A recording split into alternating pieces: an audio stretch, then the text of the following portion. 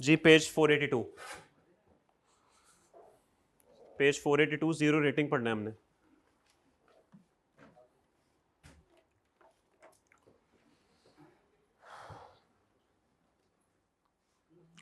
List down the goods which are charge to tax at the rate of 0%। वो चीज़ें बता दें जी जो कि ज़ीरो रेट पे टैक्स होती हैं। The following goods shall be charge to tax at the rate of 0%। सबसे पहला है जी गुड्स एक्सपोर्टेड।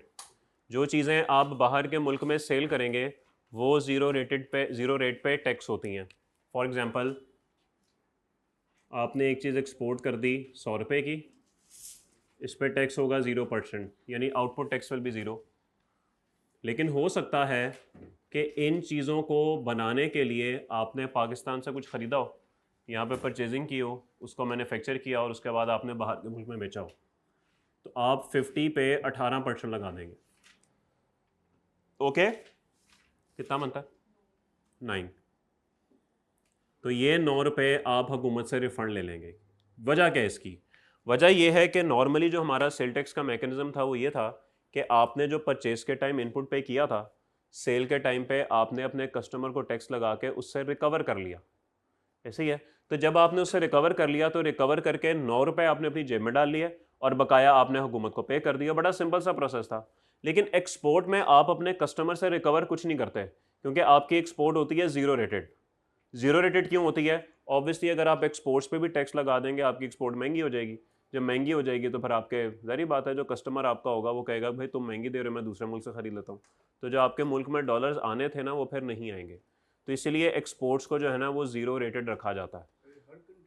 नहीं, हर कंट्री का यार मुझे आइडिया नहीं है, पाकिस्तान में तो ऐसे ही है 12। तो फिर आप चूंकि कस्टमर से रिकवर नहीं कर पाते तो ये 9 रुपया फिर आप हुकूमत को कहते हैं कि भाई मुझे रिफंड करो। तो एक्सपोर्ट्स के केस में हमेशा ये सिनेरियो होगा कि आपकी एक्सपोर्ट सेल आउटपुट तो ऑब्वियसली ज़ीरो होंगी, लेकिन इनपुट कुछ ना कुछ लाजमी होगा, तो फिर वो आप हुकूमत से जो है वसूल कर सकते हैं। इसको रिफ़ंड करने का या इसको हुकूमत से वसूल करने का ना पूरा एक तरीका आगे मौजूद है। इंशाल्लाह जब वक्त आएगा तो हम वो पढ़ लेंगे। क्या ये बात सबको समझ आ गई? तो यहाँ पे उसने लिखा हुआ है जी गुड्स एक्सपोर्टेड। तो जो चीज़ें आप मुल्क से बाहर एक्सपोर्ट करेंगे वो ज़ीरो रेटेड हैं। और साथ ही वो कहते हैं जी goods specified in the 5th schedule. Sir schedules मैंने आपको कल काफ़ी सारे लिखवा दिए थे। सर एक शेड्यूल है जिसकी लाश आपको मिलेगी सफ़ा नंबर 497 पे। 497 पे आपको 5th शेड्यूल की लाश मिलेगी। तो 5th शेड्यूल में अगर आप पढ़ेंगे तो लिखा हुआ है जी sale to diplomats, diplomatic missions, privilege persons, sales of raw materials for further manufacture of goods in export processing zone. बस वापस आ जाएं आप। तो सर ये शेड्यूल में लिखी दो चीज़ें हुई हैं, लेकिन असल में इसके अंदर बेशुमार चीज़ें हैं। ये कोई 2-3 सफ़ों का शेड्यूल है पूरा, बाकी चीज़ें लिखी नहीं, ना आपको याद करने की ज़रूरत है। बस वो अगर कह देना कि ये 5th शेड्यूल की गुड है तो आपने समझ जाना है कि ये ज़ीरो रेटेड है। अब डिप्लोमेट्स कौन होते हैं जी? ये जितने भी हमारे पॉलिटिशियंस वगैरह हैं सारे डिप्लोमेट्स ही होंगे ना, वजीर वज़रा वगैरह। तो अगर आप इनको सेल करेंगे ना तो आपने इनको सेल करते हुए टैक्स नहीं लगाना। Zero rated. जी सर कुछ भी सेल करेंगे, कुछ भी सेल करेंगे, गाड़ी भी सेल करेंगे तो शायद वो ज़ीरो रेटेड है। वो गाड़ी तो ज़ीरो रेटेड। 5th शेड्यूल कुछ नहीं लगता, बस वो छोड़ दें, वो ऐसे ही है। ओके।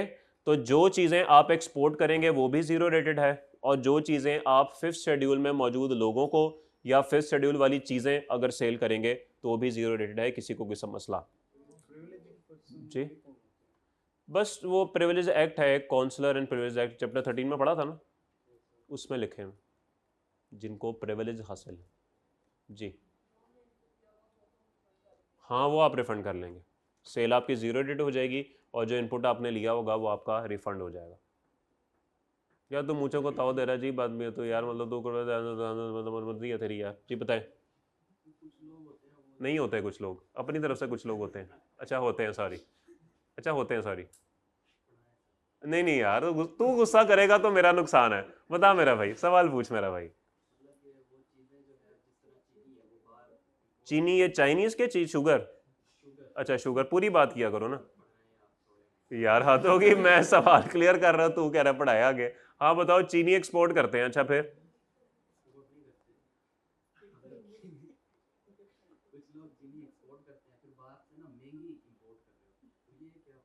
ये प्रोसीजर तो मुझे नहीं पता, इतना मुझे पता है कि एक्सपोर्ट जीरो रेटेड है और जब इंपोर्ट करेंगे तो जो टैक्स उस पर बनता होगा वो पे करेंगे, खत्म हुई बात। लेकिन जो तू पूछना चाह रहा है ना वो तरीका, वो बात यहाँ पे डिस्कस नहीं हो रही, यहाँ पे सिर्फ टैक्सेशन डिस्कस हो रही है। मुझे नहीं पता, मुझे क्या पता, चीनी एक्सपोर्ट करके इंपोर्ट करें, आई डोंट नो, मुझे नहीं पता। बस एक्सपोर्ट जीरो रेटेड, इंपोर्ट पे जो रेट होगा वो बनेगा।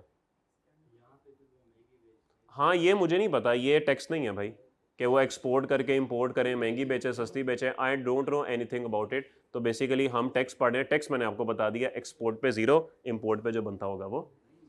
बस ठीक है, अब नहीं कर बात आगे, बस खामोश रहा है। ठीक है जी, आगे चले। सॉरी क्या होगा? Politicians? Sir not politician, diplomats is the right word.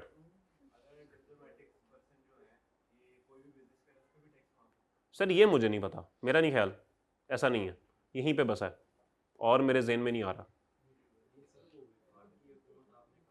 Sir हुकूमत है ना, हुकूमत, अब शहबाज शरीफ साहब हुकूमत तो नहीं है। शहबाज शरीफ साहब खुद कोई कारोबार करेंगे, वो किसके तहत एग्जाम्प्ट है? वो तो नहीं ना एग्जाम्प्ट। हुकूमत इज नॉट अ बंदा, इज नॉट एन इंडिविजुअल।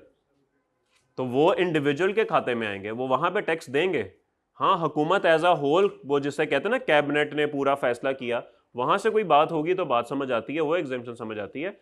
बहरहाल वो इंडिविजुअल कोई काम करेगा वो तो इंडिविजुअल है भाई। ठीक है जी भाई।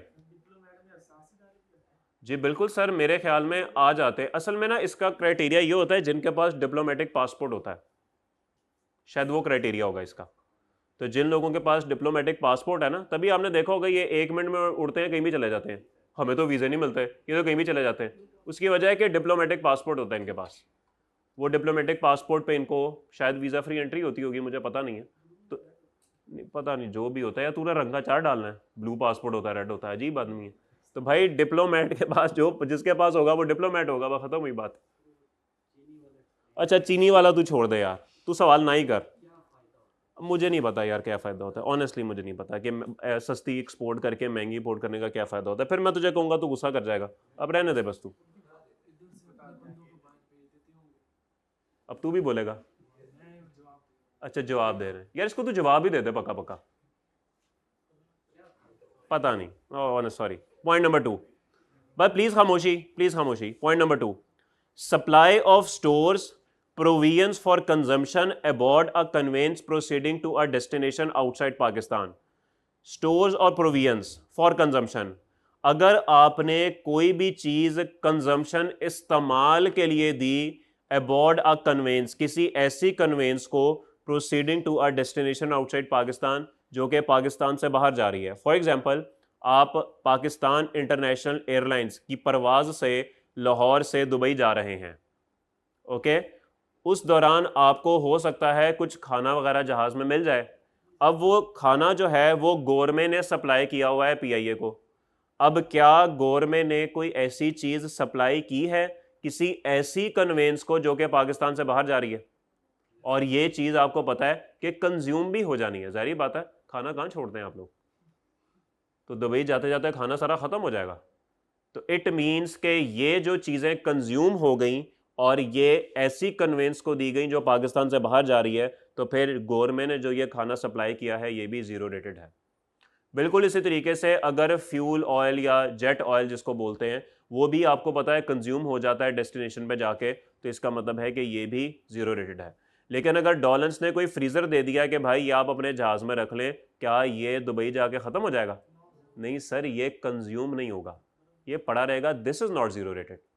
तो सर दो बातें बड़ी ज़रूरी हैं, चीज़ों का कंज्यूम होना और नंबर 2 कन्वेंस का पाकिस्तान से बाहर जाना। अगर यही जहाज लाहौर से कराची जा रहा होता ना, फिर जीरो रेटेड नहीं था, ओके। तो ठीक है, तो दो बातें बहुत ज़रूरी हैं, चीज़ें कंज्यूम हो जाएं और दूसरा कन्वेंस पाकिस्तान से बाहर जा रही हो। आपका दोस्त साइकिल पे अफगानिस्तान जा रहा है, आपने उसे खाने पीने की चीज़ें दे दी, जीरो रेटेड है कि नहीं है? हाँ तो रास्ते में ख़त्म करना होता है दोस्त, और क्या करना होता है? नहीं तो इससे कोई फ़र्क नहीं पड़ता, और वो जैसे जहाँ टेक ऑफ होकर सीधा होता है वो खाना दे देते हैं, तो वो पाकिस्तान के अंदर ही इफेक्टिवली ख़त्म होता है। तो इससे फ़र्क नहीं पड़ता, बस दौरान सफ़र कंज्यूम होना चाहिए। अब बताएं जीरो रेटेड है कि नहीं है? जी नहीं, अगर मगर नहीं, वो जा रहा है अफगानिस्तान, बस जा रहा है जी। जी बिल्कुल सर, कंज्यूम भी हो रही हैं चीज़ें और कन्वेंस पाकिस्तान से बाहर भी जा रही है, तो दिस इज जीरो रेटेड। ठीक है, बड़ा सिंपल सा है, इसमें कोई मुश्किल नहीं। कोई सवाल? तो दो बातों का बस ख्याल रखना है, चीज़ें कंज्यूम भी हो रही हों और कन्वेंस पाकिस्तान से बाहर भी जा रही है। ठीक है मैंने भाई, सब अच्छा है। चलें जी आगे चलते हैं। यार वो बंदा जो गायब हो गया वो स्टोर तो नहीं है बंदा, वो मतलब अजीब आदमी यार, तो अजीब सवाल है। बंदा गायब हो गया तो वो टैक्स का तो कोई ताल्लुक नहीं है, बंदा जीरो रेटेड है। मर्जी है यार तेरी, क्या बातें करते हैं यार, पता नहीं क्यों गायब हो जाते हैं, पता नहीं उनको इस मुल्क में क्या मसला है, हालांकि मुल्की मफाद में फैसले हो रहे हैं। सही बात है। Such other goods as the federal government may specify, इसके अलावा जो भी चीज़ें फेडरल गवर्नमेंट बता देगी by notification in the official gazette, whenever circumstances exist, जब भी हालात बनेंगे टू टेक इमीडिएट एक्शन के फौरी कार्रवाई की जाए for the purposes of national security, कौमी सलामती की खातिर। नेचुरल डिजास्टर ये मफाद नहीं है, सलामती है, कौमी सलामती की खातिर। नेचुरल डिजास्टर इसका क्या मतलब होता है? कुदरती आफात की वजह से, national food security in emergency situation, कहत साली की सूरत में, and implementation of bilateral agreement, और दो मुल्क की ताउन को फरोग देने के लिए, and implementation of multilateral agreement, या फिर दो से ज्यादा ममालिक के ताउन को फरोग देने के लिए। तो अगर ये सब यार अजीब उर्दू ऐसे ही होती है अजीब, तो इसका मतलब है ये तमाम चीजें जब एग्जिस्ट करेंगी तो फेडरल गवर्नमेंट के पास ये इख्तियार है कि वो किसी भी चीज को जीरो रेटेड कर सकती है। तो ठीक है सर, शक्ति है उनके पास, किसी को भी जीरो रेटेड कर दें, हम क्या कर सकते हैं? कुछ कर सकते हैं क्या? कुछ कर सके हैं आप? कुछ कर सके आप? जो करता है वो आपको पता है, फिर वो एक ही तो है। आगे चलें, किसी का कोई सवाल? सॉरी, सैलाब में नेचुरल डिजास्टर, हाँ जीरो रेटेड हो सकती हैं, बिल्कुल हो सकती हैं। हाँ वो कह सकते हैं कि जी वो जहाज में कुंडे मार के बंदों को पकड़ना है, कुंडे जीरो रेटेड है। मिसाल देनी थी, मैंने दे दी। यार सलाब में, मैंने क्या बोला, जहाज गलत बोल दिया, सॉरी। सलाब में कुंडे फेंक रहे ना, वो जा रहे हो कुंडा फेंक पकड़ेंगे, तो रस्सी से आपने कुंडा फेंका, उसने कुंडा पकड़ लिया, तो कुंडों की डिमांड बढ़ जाएगी, तो जीरो रेटेड। जीरो रेटेड जाल जीरो रेटेड। और सवाल, यही सवाल था। सॉरी फिर बोले, आवाज नहीं आई। ये इसका ताल्लुक टैक्स के साथ नहीं है कि वो सैलाब में महंगाई कर देंगे, वो there is a separate story, वो एक अलग स्टोरी है। मैं तो बस आपको ये बता रहा हूँ कि सैलाब जैसी सूरत हाल में हो सकता है कुछ चीज़ें जो हैं वो जीरो रेटेड कर दी जाएं। मैं टैक्स की बात करूँ, अब कीमतें तो कीमतों का मुझे अंदाज़ा नहीं है। होता है, बिल्कुल आपकी बात दुरुस्त है, इन हालात में हम लोग महंगी कर देते हैं चीज़, लेकिन अब वो हो जाती है तो फिर उसी पे 18% देना पड़ेगा। हाँ जी पकड़ सकते हैं, ठीक है, उसको फिर फांसी हो जाएगी बंदे जो महंगी बेच रहा है। मैं यही कह सकता हूँ ना कि एक बंदा जो इन हालात में महंगी बेच रहा है उसको फांसी हो जाएगी, लेकिन टैक्स जीरो रेट हो जाएगा। तो टैक्स की हद तक अगर बात रखें ना, तो भाई इन हालात में हुकूमत जीरो रेटेड कर सकती है। अब वो होता है वो नहीं होता, that is a separate thing, लेकिन हुकूमत चाहे तो कर सकती है। ठीक है जी। यार ये कौन है यार ये? अच्छा वफाकी वजीर, तेरा सवाल अगर जेन्युइन ना हुआ तो फिर देखी, तू देख ले, अगर तेरा सवाल जिधर उधर निकला ना तो तेरी खैर नहीं है, तू टाइम ज़ाया करेगा। हाँ जी, वफाकी वजीर जो होते हैं,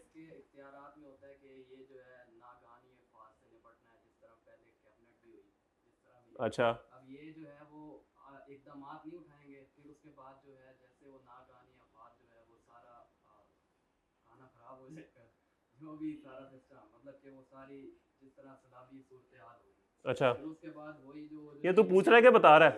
पहले मुझे बता दे। सर सारी सिचुएशन अच्छा बता रहे हो तुम, हाँ क्या सवाल पूछ रहे हो? ये सवाल भी अच्छा सवाल भी पूछना है, अभी सिचुएशन क्रिएट कर रहा है, करें जी सिचुएशन क्रिएट, वो और सारी अभी क्रिएट होने वाली रहेगी ये सिचुएशन, बताएं। वो सारी सूरत हाल खराब करके फिर उसके बाद वो चीनी का रेट बढ़ा देते अच्छा तो अच्छा, जो है वो चीनी देनी पड़ेगी उन लोगों हाँ को, हाँ, तो इससे क्या वो हो जाता है, क्या हो जाता है वो? सवाल क्या है इसमें, क्या वो क्या हो जाता है? तो ये क्यों महंगी कर देते हैं यार ये टैक्स का सवाल है। टैक्स नहीं अच्छा, वो सारे हालात क्रिएट करके चीनी महंगी कर देता है। अच्छा चीनी महंगी होगी, टैक्स का क्या ताल्लुक है इससे? वो मतलब कि जिस तरह अब ये जीरो रेट वाली चीज है, अब ये वहां पे जाएगी लेकिन होगी महंगी है। हाँ तो महंगी होगी लेकिन जीरो रेट होगी ना, जीरो रेट होगी, तू सारी बातें छोड़, जीरो रेट होगी, तो ये तो मैं पढ़ा रहा हूँ, मैं खत्म हुई बात। मुझे क्या लगे वैल्यू क्या है उसकी, मैंने वैल्यू की तो कोई बात ही नहीं की, मैंने कहा जो भी होगा उस पर टैक्स जीरो होगा। महंगी कैसे होगी? महंगी मुझे नहीं पता, ये मेरा टैक्स नहीं है, मेरा टैक्स है कि उसमें रेट जीरो लगेगा। ठीक है जी, तू जिस तरह मुझे लाना चाह रहा है ना, मैं भी तेरा उस्ताद हूं। तू क्या बात करता है हमने चीनी पे लेक्चर हो जाए। List the type of exports which are outside the purview of zero rating exceptions to above rule. ले जी, मुझे बताएं कि वो कौन सी एक्सपोर्ट्स हैं जो कि लगता तो है कि जीरो रेटिंग है लेकिन वो होती नहीं है। चीनी, इसका नाम ही चीनी रख देते हैं। चीनी, तेरा पूरा नाम क्या है मेरे भाई? पूरा नाम अहमद असलम। अहमद असलम भाई, ओके। खबरदार किसने चीनी बोला तो। अहमद असलम, बड़ा खूबसूरत नाम है माशाल्लाह। हाँ, लेकिन शौकत तो मैं कह सकता हूँ ना, शौकत तो मैं कह सकता हूँ। शौकत चीनी, शौकत चीनी करीब करीब ही है।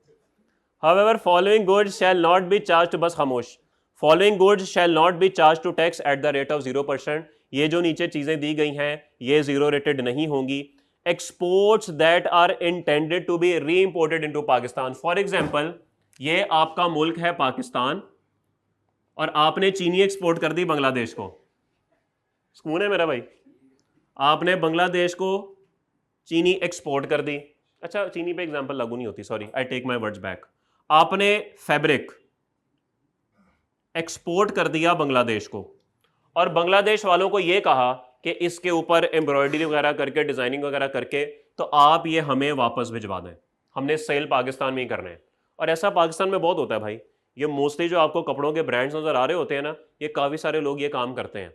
वो कहते हैं कि जी बांग्लादेश में एक तो काम भी अच्छा हो जाता है और वो भी सस्ता जाता है, बजाय इसके कि हम पाकिस्तान में ये सारे काम करवाएं। वो इतने अच्छे काम नहीं होते और उसमें कोई हमें इतना फ़ायदा भी नहीं होता, वो महंगा पड़ता है हमें।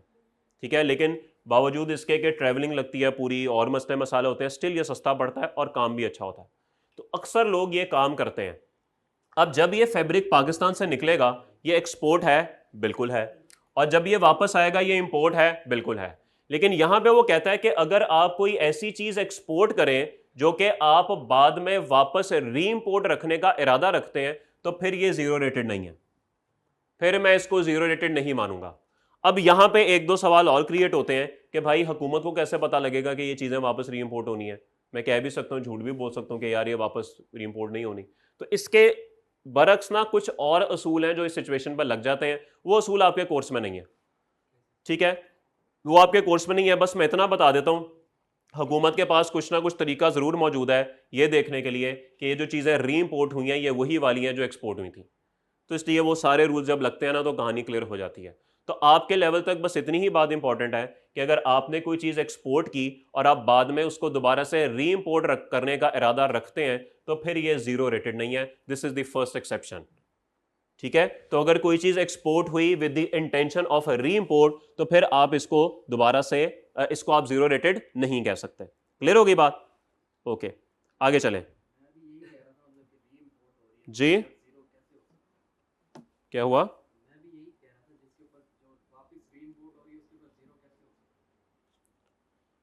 हाँ तो नहीं है ना जीरो।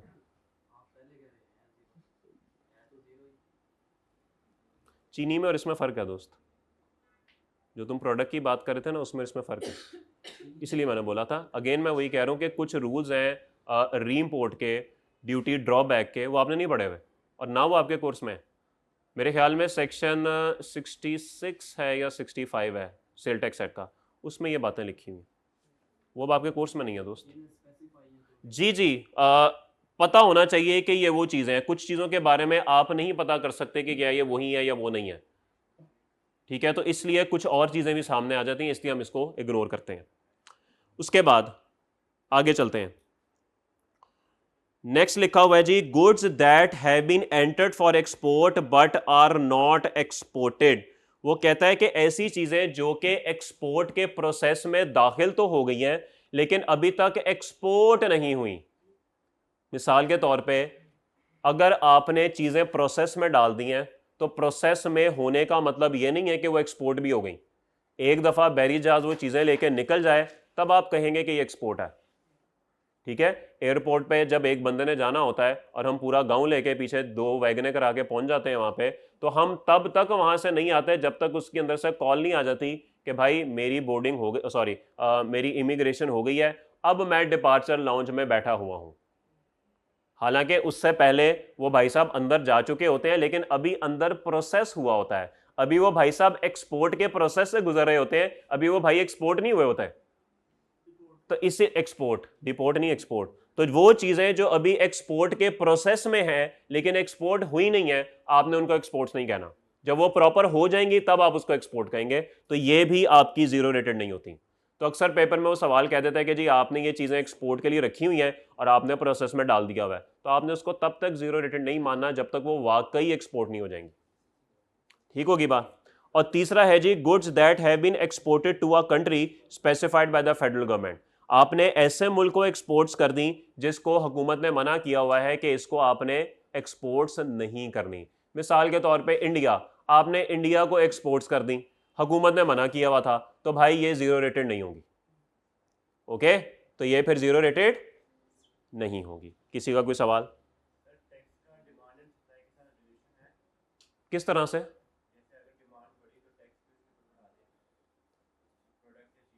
हो सकता है, कभी कभार हो जाता है, कभी कभार हो जाता है, लेकिन मेरे ख्याल में ऐसा होना नहीं चाहिए। क्यों? उसकी वजह यह है कि जो बेसिक नेसेसिटीज़ हैं, खाना पीना, इसकी तो डिमांड हमेशा ही रहती है। अगर आप इस पर भी टैक्स लगा देंगे तो प्रॉब्लम हो जाएगी। तो इसलिए होना ही चाहिए। जैसे अभी इन्होंने सारी स्टेशनरी पर टैक्स लगा दिया ना, अब स्टेशनरी तो भाई हर बंदा इस्तेमाल करता है, वो दफ्तरों में भी इस्तेमाल होती है, वो घरों में भी लोग इस्तेमाल करते हैं, वो स्टेशनरी का तो इस्तेमाल है ही है। तो अब उस पर टैक्स लगा देना सिर्फ इस वजह से कि जी इसकी डिमांड ज़्यादा है, गलत बात है। ये बुनियादी ज़रूरत है। अगर आप इसको महंगा करेंगे तो असल में एजुकेशन महंगी होगी, क्योंकि मेन तो ये बच्चों की चाहिए होते हैं ना, वो महंगी होगी, उससे नुकसान होगा। पहले ही हालात बड़े ख़राब हैं, ऊपर से आप ये करेंगे, तो इसलिए डिमांड सप्लाई पे बिल्कुल सोचा जा सकता है, पर वो इतनी अच्छी सोच नहीं है। और कोई सवाल? इसको नहीं, प्रोग्रेसिव ये नहीं होता। प्रोग्रेसिव होता है कि जैसे जैसे अमीर होते जाएंगे टैक्स ज़्यादा लगता जाएगा। जैसे आप लोगों पे 70-70, 80-80 लगना चाहिए क्योंकि आप लोग अमीर हैं, मैं गरीब इंसान हूँ, मेरे पे 1-2% भी लग जाएगा तो बात बहुत है। हाँ बिल्कुल, हो भी ऐसे ही रहा है। जो लोग माशाल्लाह वो वाले हैं उनको तो फ्री में चीज़ें मिल रही हैं, उनको क्या टेंशन है। आगे चलें। कौन सा पहला पॉइंट? चीनी वाला? कौन सा? रीइंपोर्ट वाला? यार वो आप पेपर में आपको बता देगा सवाल में कि भाई आपने चीनी एक्सपोर्ट किया और आप इंटेंशन रखते हैं कि रीइंपोर्ट हो जाएगी, बस इतनी बात वो कर देगा। अब वो कहानी सुना के थोड़ी कहेगा बताओ उसकी इंटेंशन थी रीइंपोर्ट की कि नहीं, ये सवाल नहीं होगा।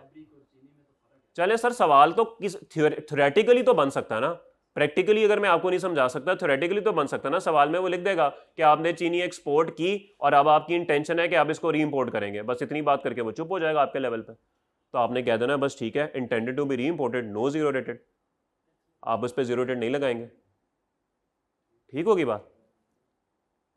द फेडरल गवर्नमेंट में restrict input tax credit for person making a zero rated supply. Sir ये देखिए, ये बंदा जो एक्सपोर्ट्स कर रहा है जीरो रेटेड और इसने इनपुट पे किया है 9 रुपए का, तो ये रिफंड ये हुकूमत से लेना चाह रहा है। अच्छा, इसको ना हम वैसे इनपुट टैक्स कहते हैं, लेकिन इसका पूरा नाम है input tax credit.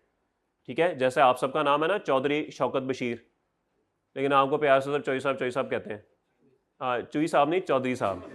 Okay, Chaudhary साहब कहते हैं। तो इसीलिए इसका पूरा नाम है इनपुट टैक्स क्रेडिट। ठीक है, इनपुट टैक्स क्रेडिट। ओके, लेकिन इसलिए वो यहाँ पे लिखा हुआ है इनपुट टैक्स क्रेडिट, तो वैसे इसको इनपुट टैक्स कहते हैं। सो द फेडरल गवर्नमेंट में restrict input tax credit for person making a zero rated supply. तो ये जो भाई साहब जीरो रेटेड सप्लाई कर रहे हैं, हुकूमत अगर चाहे तो इनका ये 9 रुपया रिस्ट्रिक्ट करके कह सकती है सॉरी भाई हम तो 5 देंगे। तो सर शक्तियां हैं हुकूमत के पास, उन शक्तियों को इस्तेमाल कर सकती है, कोई कुछ कर सकता है। बदमाशी हो गई, पता नहीं, ये मुझे नहीं पता। कोई सवाल? सवाल तो पूछना ही। सप्लाईज, अब सवाल भी आते हैं तो चीनी वाले। Supplies without payment of sale tax under section 60 of the act, the federal government is शक्ति to prescribe any taxable goods which can be imported without payment of whole of sale tax और part of sale tax. हुकूमत के पास से इख्तियार मौजूद है कि वो कोई भी ऐसी चीज़ कह सकती है कि ये चीज़ जो इंपोर्ट होगी इस पे इंपोर्ट पे या तो सारे का सारा टैक्स माफ़ है या थोड़ा बहुत माफ़ है। तो अगर किसी की गाड़ी आनी है बाहर से तो रात 11:58 पे एक नोटिफिकेशन आएगा कि आज से लैंड क्रूजर V8 पे टैक्स माफ़ है। नोटिफिकेशन निकलेगा, वो गाड़ी अंदर आएगी और 12:02 पे दोबारा नोटिफिकेशन आएगा कि आज से तमाम टैक्सेस दोबारा से बहाल कर दिए जाते हैं। सॉरी, माजरत। ठीक है जी, सब अच्छा है। तो ठीक है, उनके पास इख्तियार है, वो जो मर्जी चाहे कर सकते हैं, वो हर 2 मिनट बाद नोटिफिकेशन निकाल दें, कोई कुछ कह सकता है? कोई कुछ नहीं कह सकता। किसी का कोई सवाल? हाँ बिल्कुल सर, बिल्कुल बिल्कुल। अक्सरियत भी असल में ना दो तरह की है, एक 4-5 वाली, एक 4-7। अच्छा जी। Change in the rate of tax. Sir मुझे ना 1 मिनट दीजिएगा प्लीज, 1 मिनट दीजिएगा प्लीज। ओके जी, सेक्शन है 5, change in the rate of tax. यार आपने 11:15 क्लास तो नहीं समझी हुई कि 11:15 शुरू होती है? 11:15 होती है वैसे। वो चले, मैं भी कभी कभार 10-15 मिनट लेट आ जाता हूँ, वैसे ऑफिशियल 11:15 है। ठीक है सर, ओके। चलें, जो बाकी 2-4 दिन बचे हैं उसके लिए ध्यान रख लीजिएगा। Change in the rate of tax. मेरे भाई सवाल का जवाब दीजिए कि अगर यकम से लेके 10 जुलाई तक टैक्स रेट है 18% और 11 से लेके 31 तक हो जाता है मिसाल के तौर पे 20%, तो सर आप पे कौन सा टैक्स रेट लगेगा जुलाई में? सर पहले 10 दिन में 18 लगेगा, 11 से 31 तक 20 लगेगा। वेरी सिंपल, इसमें कोई प्रॉब्लम नहीं है। तो वो कहता है जी, if there is a change in the rate of tax, a taxable supply made by a registered person is chargeable at the rate applicable at the time of supply. तो वो कहता है कि अगर रेट ऑफ टैक्स में change आ गई है तो टैक्सेबल सप्लाई जो एक रजिस्टर्ड पर्सन कर रहा है वो टैक्स लगेगा eight the rate applicable at the time of supply. Time of supply के वक्त जो रेट है वो लगेगा। और आपको पता है भाई टाइम ऑफ सप्लाई क्या होती है? गुड्स डिलीवर्ड, पता है आपको? तो टाइम ऑफ सप्लाई के वक्त जो भी रेट होगा वो आपको लगाना पड़ेगा। ये तो बात हो गई लोकल सेल की। अब बात करते हैं अगर चीजें इंपोर्ट होंगी, क्योंकि टेंशन सारी इसी के अंदर है। छोड़ें, मैं आपको पहले प्रोसेस समझा दूं इंपोर्ट का होता क्या है। देखिए, इंपोर्ट का प्रोसेस ये होता है कि आपने सबसे पहले अपने सप्लायर को ऑर्डर प्लेस करना होता है कि भाई ये चीज़ें मुझे भिजवा दो। अब इट डिपेंड्स कि आपके सप्लायर के साथ रिलेशन किस तरह के। अगर नया नया सप्लायर होगा तो जाहिर बात है उसका आप पे भरोसा नहीं होगा, कहेगा पता नहीं कौन है, किधर से आ गया है, तो आपसे पूरी ईमेल्स और बड़ा कुछ मांगेगा। लेकिन अगर आप ये ज्यूम कर लें कि आप उससे चीज़ें खरीदते रहते हैं तो आई थिंक एक व्हाट्सएप या ईमेल पे भी काम चल जाता है। तो आप उसे इवन व्हाट्सएप भी करेंगे ना कि भाई इतनी चीज़ें भिजवा दो, वो आपकी बात मान लेगा, क्योंकि इतनी देर में दोस्ती बंदे की हो जाती है, तो इतना भरोसा बन जाता है, बिजनेस रिलेशन इस्टेब्लिश हो जाता है। तो फिर वो आपको चीज़ें जो है वहाँ से बना के तो क्या करेगा, वो बहरी जहाज़ पे जब लोड करेगा ना, तो लोड करके एक डॉक्यूमेंट बनता है बिल ऑफ लेडिंग। ये मैंने आपको आई थिंक बता दी हुई है बात। तो वो बिल ऑफ लेडिंग और इनवॉइस, इन दो चीज़ों की कॉपी जो है ना, वो एक पकड़ा देगा बैरी जहाज का, जो वो कैप्टन होता है उसको, जो ड्राइवर नहीं होता बैरी जहाज का उसको, और साथ दूसरी कॉपी आपको डिस्पैच करा देगा थ्रू कोरियर।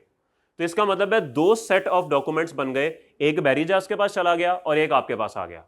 अब जब चीजें सफर करते हुए कराची पहुंचेंगी तो कराची पोर्ट पे उस कंटेनर को उतारा जाएगा जिसमें आपका सामान है, और इंतजार किया जाएगा उस शख्स का जो आके ये कहे कि ये चीजें मेरी हैं। अब ऑब्वियसली जिसकी चीजें होती हैं वो तो फौरन से पहले पहुंचता है भाई। तो भाई जैसे ही कंटेनर उतरेगा आप पोर्ट पे पहुंचे होंगे और आप उनको कहेंगे कि भाई ये चीजें मेरी हैं। वो कहेंगे बताओ इसके अंदर क्या है। आप एक डॉक्यूमेंट बनाएंगे, गुड्स डिक्लेरेशन, इसको जीडीबी कहते हैं। इस गुड्स डिक्लेरेशन, ये इसका प्रॉपर एक फॉर्मेट होता है। इस गुड्स डिक्लेरेशन के अंदर आपका पूरा नाम लिखा होगा, एड्रेस होगा, आपका एंटीजन नंबर होगा, चीजें होंगी जो आपने मंगवाई हैं, उनकी क्वांटिटी होगी, उनकी वैल्यू होगी, बड़ा कुछ प्रॉपर चीजों की डिटेल होती है इसके अंदर। तो ये डॉक्यूमेंट आप उसको बना के देंगे, और साथ ही साथ ये जो 2 कॉपीज आपको कोरियर के थ्रू आई है ना, ये भी आप साथ लगा देंगे और कहेंगे भाई ये देखो ये चीजें मेरे पास हैं। अब वो क्या करेगा, एक कॉपी कैप्टन के पास भी है, वो जब कैप्टन उधर जहाज लगाएगा तो वो सारे डॉक्यूमेंट्स पोर्ट वाले को दे देगा। अब वो पोर्ट वाला उसके साथ मैच करेगा, और जब वो देखेगा ना कि दोनों चीजें मैच हो गई हैं, उसको साबित हो जाएगा कि ये चीज आप ही की है। फिर वो कहेगा कि भाई जी एक काम करो, ये मैं चालान निकाल के दे रहा हूं, ये ड्यूटीज और टैक्सेस ना सामने बैंक में जाके जमा करवा के आओ। वो चालान आप लेके जाएंगे बैंक में, आप उसकी पेमेंट करेंगे और पेड की रसीद लाके ना वापस इसको देंगे। इसको यकीन हो जाएगा कि अब ये जीडी और ये सारे डॉक्यूमेंट्स क्लियर हो गए हैं, अब आप चीजें ले जा सकते हैं। ये एक बड़ा सीधा सा प्रोसीजर है जी इंपोर्ट का। लेकिन सर हालात थोड़े से बदल जाते हैं जब आप फॉरेन चीजें लेने नहीं पहुंचते। हो सकता है आप कोई 10, 12, 15, 20 दिन बाद चले जाएं, ये भी तो हो सकता है।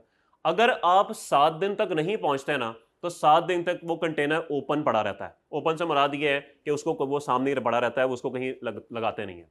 लेकिन जब 7 दिन गुजर जाते हैं ना, वो कहते हैं यार इसको तो कोई लेने नहीं आ रहा है, अभी इसने जगह रोकी हुई है, रोज़ के बेशुमार जहाज़ रुकते हैं, तो आप इस कंटेनर को उठाओ और ये साथ ना वहाँ पे बड़े बड़े बेशुमार वेयर हाउसेस बने हुए हैं, वहाँ पे ना रखाओ इनको, और वो आपसे फिर उस वेयर हाउस का किराया चार्ज करते हैं एज अ जुर्माना कि भाई तुम हमारा वेयर हाउस यूज़ इस्तेमाल कर रहे हो, अपनी चीज़ें लेके जाओ यहाँ से। तो उसका किराया होता है, मिसाल के तौर पे लास्ट टाइम जब मुझे याद था वो 15,000 पर डे था, वो 15,000 पर डे आपको पे करना पड़ता है। ठीक होगी बात? अच्छा, अब यहाँ पे दो सिचुएशंस हो गई। एक सिचुएशन ये हो गई कि आपने जीडी जो है, बल्कि छोड़े इसके लिए भी जरूरत नहीं है, दो सिचुएशंस है, या तो आपने फौरन ही माल क्लियर करा लिया या आपने 7 दिन के बाद वेयर हाउस से क्लियर कराया। दो ही ऑप्शन हो सकती हैं। रेट क्या होगा? वो कहते हैं कि जी imported goods shall be chargeable at the following rates if the goods are entered for home consumption. Sir home consumption ये होता है अगर आप फॉरन पहुंच जाते हैं चीजें क्लियर कराने में, अगर आप फॉरन पहुंच जाएंगे चीजें क्लियर कराने, the rate applicable on the date on which a goods declaration is presented, तो जिस दिन आपने जीडी प्रेजेंट की उस दिन का जो रेट होगा वही क्या होगा, वो क्या होगा, वही एप्लीकेबल होगा। तो मिसाल के तौर पे अगर आपकी चीजें आज 3 जुलाई है ना, अगर 3 जुलाई 2024 को पहुंची हैं और आपने 3 जुलाई को ही जीडी प्रेजेंट कर दिया, तो सर आज जो रेट होगा ना वही लग जाएगा। और अगर आप 4 को गए हैं तो ठीक है, कोई मसला नहीं। 10 तारीख तक अभी 7 दिन नहीं हुए, ये कंटेनर ना 11 तारीख को वेयर हाउस में जाएगा 7 दिन के बाद, तो 10 तारीख तक आप जब भी जीडी प्रेजेंट करेंगे ना उस दिन का रेट लग जाएगा। बात समझ आ गई? Okay. If the goods are cleared from warehouse, अगर आपने चीजें वेयर हाउस से क्लियर करवाई फिर क्या होगा जी? The rate applicable on the date on which a goods declaration for clearance of such goods is presented. वो कहता है कोई फर्क नहीं पड़ता, 3 जुलाई को चीजें आई, 11 को चली गई ये वेयर हाउस, 10 को चली गई ये वेयर हाउस के अंदर, और आपने 20 जुलाई को जीडी प्रेजेंट की। वो कह रहा है अब भी जो रेट जीडी प्रेजेंट वाले दिन पे होगा वही लगेगा। तो अगर हो सकता है बीच में 15 जुलाई को रेट 18 से बढ़ के 20 हो गया हो तो आपको 20 देना पड़ेगा। ठीक होगी बात? तो इट मींस के दोनों सूरतों में बात एक ही है, जिस दिन आप जीडी प्रेजेंट करेंगे उस दिन जो रेट होगा वही एप्लीकेबल होगा। ठीक होगी बात? बस होम कंजम्पशन में आप फौरन दे देंगे और वेयर हाउस में आप कुछ दिनों के बाद देंगे। अभी आपकी किस्मत है रेट बढ़ता है कि नहीं बढ़ता। कम हो जाए तो चलो फायदा हो गया, ऐसे भी है ना, कम भी तो हो सकता है, तो अगर कम हो गया तो चलो फायदा हो गया, लेकिन कम वैसे कम ही होता है, ज्यादा ही होता है हमेशा। ठीक है, आगे चलिए। अब कुछ जज्बाती लोग भी होते हैं, जहाज पहुंचना होता है 3 जुलाई को, वो कहते हैं चलो हम 15 जून को ही कराची चलते हैं ताकि 17 जून को अपनों में ईद मनाने कराची पहुंच जाएं। ईद मनाने के बाद 22 जून को चले जाएंगे साहिल समुंदर पे और दूरबीन से जहाज ढूंढना शुरू कर देंगे, और 30 जून को इनको दूर से बैरी जहाज आता हुआ नजर आएगा और फिर नारे लगाते हुए पोर्ट जाएंगे, आ गए मेरे करण अर्जुन आ गए, और पोर्ट पे जाके उनको कहेंगे कहा था ना आ जाएंगे करण अर्जुन, पहुंच गए मेरे करण अर्जुन, तो ये लो जीडी 30 जून को प्रेजेंट कर दी। उसने कहा खुदा के बंदे 3 जुलाई को तेरा जहाज पहुंचना है, अभी 3 दिन है, तू पहले ही पहुंच गया। यार मुझे नजर तो आ गया। वो खुदा के बंदे क्या वो कंटेनर वहां से उठा उठा के फेंकेगा इधर? उसको आने दे, जहाज को लगने दे, सामान उतरने दे, 3 दिन लग जाएंगे अभी उसको। तो इसका मतलब है कि अगर आप एडवांस में जीडी प्रेजेंट करेंगे तो क्या आपको कोई फायदा होगा? क्योंकि हो सकता है आपको खबर मिल गई हो कि 1 जुलाई से रेट बढ़ रहा है, आपने कहा हो यार 1 जुलाई से रेट बढ़ रहा है, तो बजाय इसके कि मैं 3 को प्रेजेंट करूं मैं 30 जून को जीडी प्रेजेंट कर देता हूं। समझ आई बात की? अब देखते हैं होता क्या है। टेबल के नीचे लिखा है जी, where GD is presented in advance of the arrival of conveyance. बहरी जहाज के आने से पहले ही आपने जीडी प्रेजेंट कर दी। वो कहता है the tax shall be calculated at the rate applicable on the date the manifest of the conveyance is delivered. Sir what is manifest of the conveyance? Sir जहाज में जितने भी कंटेनर्स पड़े होते हैं ना, और इनके ऊपर जो इनके अंदर जो सामान होता है, इसकी ना एक पूरी लिस्ट बनती है, और ये लिस्ट ना उस बैरी जहाज के कैप्टन के पास होती है। वो बंदा जब भी पोर्ट पे आके बैरी जहाज लगाता है तो वो उस लिस्ट को हैंड ओवर करता है पोर्ट अथॉरिटीज के पास कि भाई मेरे पास ये सामान मौजूद है और ये उनके कागजात हैं। जारी बात है अगर हम सब ने चीजें इंपोर्ट कराई हैं, हम सबके सप्लायर डिफरेंट हैं, हम सब ये डिफरेंट कागजात लेके जाएंगे, हम सब की डिफरेंट जीडी होगी, तो वो क्या करेगा, वो पूरी लिस्ट जो होगी ना वो अपने पास रखेगा और इन कागजात जो साथ आए होंगे ना कैप्टन ने दिए होंगे वो साथ रखेगा। उसके बाद वो क्या करेगा, आप जब उसके पास कागजात लेके जाएंगे ना, वो उसकी कॉपी उठाएगा, मैच कर लेगा और लिस्ट में से वो चीज़ें काट देगा कि ये चीज़ें चली गई। इस तरह से ही ना चीज़ों को रिकंसाइल कर रहे होंगे। तो वो कहता है कि भाई जब तक आपको जहाज पे जो सामान मौजूद होना है उसकी लिस्ट नहीं मिलेगी, मैनिफेस्ट ऑफ द कन्वेंस होता है, जहाज में जो सामान होता है ना उसकी लिस्ट को कहते हैं मैनिफेस्ट ऑफ द कन्वेंस। तो जब तक आपको मैनिफेस्ट ऑफ द कन्वेंस जहाज में मौजूद सामान की लिस्ट नहीं मिलेगी, तब तक आपका जीडी प्रेजेंट करने का कोई फायदा नहीं है। तो जिस दिन वो आपको लिस्ट मिलेगी, जो रेट उस दिन का होगा वही रेट आप पे एप्लीकेबल होगा। ओके, ये बात समझ आ गई? और ठीक है, क्लियर होगी बात, सब अच्छा है। अब सवाल मेरा आपसे ये है कि जहाज के सामान की लिस्ट किस दिन मिलेगी? जिस दिन जहाज आएगा उस दिन मिलेगी या पहले भी मिल सकती है? हो सकता है वो वहां से उस लिस्ट का जहाज बना के फेंक दे पोर्ट पे, और नहीं यार, हो सकता है उसके पीछे छोटी सी मोटर लगा दे, वो उड़ता उड़ता पहुंच जाए, वो किसी ड्रोन के साथ बांध दे, ये तो हो सकता है ना, ड्रोन छोड़ दे वहां पे। सर नहीं, सब फजूल बातें हैं। जब बैरी जहाज आके लगता है ना, फिजिकल आपको हैंड ओवर करनी होती है लिस्ट, तो वो 3 जुलाई ही हो सकता है, वो 3 जुलाई हो सकता है जिस दिन जहां पहुंचा। इसका मतलब है कि आपको 30 जून या एडवांस में जीडी प्रेजेंट करने का कोई फायदा नहीं है। उस वक्त तक वो सिर्फ एक कागज का टुकड़ा है। वो प्रॉपर जीडी तब बनेगा जिस दिन वो जहाज पोर्ट पे लगेगा और वो लिस्ट दी जाएगी। ठीक है, और सब अच्छा है। तो सर जी ये था कि अगर एडवांस में जीडी प्रेजेंट कर दी जाए। किसी का कोई सवाल? नीचे एक एग्जांपल है, जरा पढ़ लें जी सर। जी कंटेनर्स, सर ये कंटेनर्स गवर्नमेंट के नहीं होते, ये कंटेनर ना प्राइवेट लोगों के होते हैं।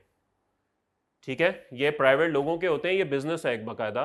कंटेनर का बाकायदा रेंट होता है, 20 फीट का कंटेनर होता है और एक 40 फीट का कंटेनर होता है। अगर आपने कोई चीज़ इंपोर्ट करनी है तो इतना आसान काम नहीं है कि बस सप्लायर को बोल दो, आपको रास्ते के भी तमाम इंतजाम करने पड़ते हैं। आपको शिपिंग कंपनी से रब्ता करना पड़ता है कि भाई कंटेनर मुझे मिल जाएगा, एक कहेगा इतने पैसे दे दो, मिल जाएगा। और वो इस आप कहेंगे कि मुझे भाई यूके में चाहिए कंटेनर इस वक्त, वो कहेगा हाँ, जारी बात है, अब कंटेनर कंपनी के हज़ारों लाखों कंटेनर होंगे जो दुनिया में फिर रहे होंगे। ठीक है, वो कहेगा हाँ मेरा ये कंटेनर इस वक्त यूके में है, वहाँ से इस बैरी जहाज में लोड होने लगा है। फिर आपको बैरी जहाज वाले से रब्ता करना पड़ेगा कि यार तुम्हारे बैरी जहाज में जगह है क्या, तुम मेरी चीज़ें ले आओगे, वो भी आपसे अलग पैसे लेगा। तो ये सारे पैसे आपको अलग देने पड़ते हैं। और कुछ बंदे होते हैं वो कहते हैं कि यार आप टेंशन ना लें, आपने बस इतना बताना है कि चीज़ें कहाँ से मंगानी है। मिसाल के तौर पे अगर आपसे कंटेनर वाला 10,000 रुपया रेंट चार्ज कर रहा है, बैरी जहाज वाला 20,000 रुपया रेंट चार्ज कर रहा है।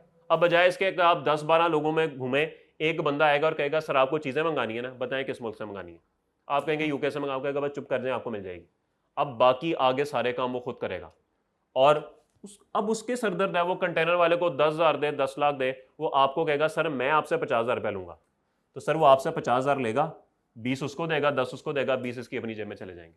तो ये एक किस्म का सर्विस टाइप का बिजनेस भी है जो लोग करते हैं कि सर आपने टेंशन नहीं लेनी, आपने बस मुझे फ़ोन कर दिया, बाकी मैं जानूँ मेरा काम जाने, मैं आपको चीज़ें आपके फैक्ट्री के दरवाजे तक पहुंचा के दूंगा। अब उसने वो क्या करेगा, वो सप्लायर से रब्ता करेगा, जहाज़ अरेंज करेगा, कंटेनर अरेंज करेगा, रास्ते की इंश्योरेंसेज अरेंज करेगा, पोर्ट पे सामान को लाएगा, जाके जीडी बनाएगा, प्रेजेंट करेगा, ड्यूटीज टैक्सेस पे करवाएगा, जहाँ वो सामान वहाँ से कराची, हो सकता है कराची से लाहौर पहुँचाना हो, फिर वो दोबारा ट्रक में लोड कराएगा और फैक्ट्री तक पहुँचा के कहेगा सर इन तमाम चीज़ों का खर्चा ये हो गया और इसके ऊपर इतना प्रॉफिट मेरा हो गया, ये पैसे मुझे दे दें। तो आपकी सारी हैसल बच गई भाई, आपने बस थोड़े से पैसे इजाफी देने हैं उसको, आपका काम बन गया। जी हाँ, ये बहुत लोग काम करते हैं, ये बड़ा, इनको क्लियरिंग एजेंट्स भी बोलते हैं, क्लियरिंग एजेंट्स ही होते हैं। यार ये मेरे ख्याल में, मुझे इसका ऑनेस्टली तजर्बा नहीं है, लेकिन मैंने सुना है कोई ऐप से ही होता है कुछ ये। अच्छा, तो चीज़ें आती कैसे हैं? उसमें ये होता है कि अगर पहले तो कोई जो है ना, मतलब कि कोई ईमानदार ऑनेस्ट जो है वो ढूंढना पड़ता है उसके अंदर, फिर उसके साथ एक्सपीरियंस करना पड़ता है। तो अगर फिर ये है कि अगर जिस तरह अब सोलर पैनल्स का जो है ये चल रहा है आजकल, जो है मतलब कि ट्रेंड है, जो उसमें ये है कि अगर आपने कोई सोलर पैनल्स मंगवाने हैं तो डायरेक्ट मैन्युफैक्चरर से रब्ता करें। वो आएंगे कैसे? अलीबाबा पे आप सर्च करें, आ जाएंगे। नहीं, वो बंदा खुद भिजवाएगा? नहीं, वो बंदा वहाँ से जो है वो डिस्पैच करवाएगा, हाँ, और जो है वो इधर उनका जो है वो एजेंट खुद दे के जाएगा। वो सारी सर्विसेज वो देते हैं? चार्जेस अलग होंगे हाँ तो बस ठीक है ना, उसने आपको पैसे लेके सर्विस दे दी, खत्म हुई बात। चार्जेस तो ये वही बात है, अब उस सर्विस चार्जेस के अंदर सारी कॉस्ट शामिल होंगी और उसका अपना मुनाफा भी शामिल होगा। बिल्कुल सेम वही चीज़ है जी सर। वो ड्राई पोर्ट है, वो ड्राई पोर्ट है, वहाँ पे भी चीज़ें क्लियर होती हैं। क्या चीज़? नहीं, ये पब्लिक है, ये दायरा है हुकूमत का, NLC। अक्सर चीज़ें लोग कहते हैं कि जी हम कराची नहीं आ सकते, आप एक काम करें, कराची पोर्ट पे चीज़ें लाएं, ठीक है, कराची पोर्ट पे चीज़ें लाएं, आप वहाँ से बगैर ड्यूटीज टैक्सेस पे किए हुए कंटेनर में डालें। वो कंटेनर तो एज इट इज़ होता है ना, कंटेनर में ट्रक इधर भिजवा दें, हम ठोकर पोर्ट आपकी बनी है, एक ब्रांच बनी है, हम यहाँ पैसे देकर तो क्लियर करा लेंगे, ठीक है। तो ये होता है, वो बेसिकली ड्राई पोर्ट बनी है। एक आई थिंक मुगलपुरे वाली साइड पे भी बनी हुई है, 2-3 बनी हुई है यहाँ पे।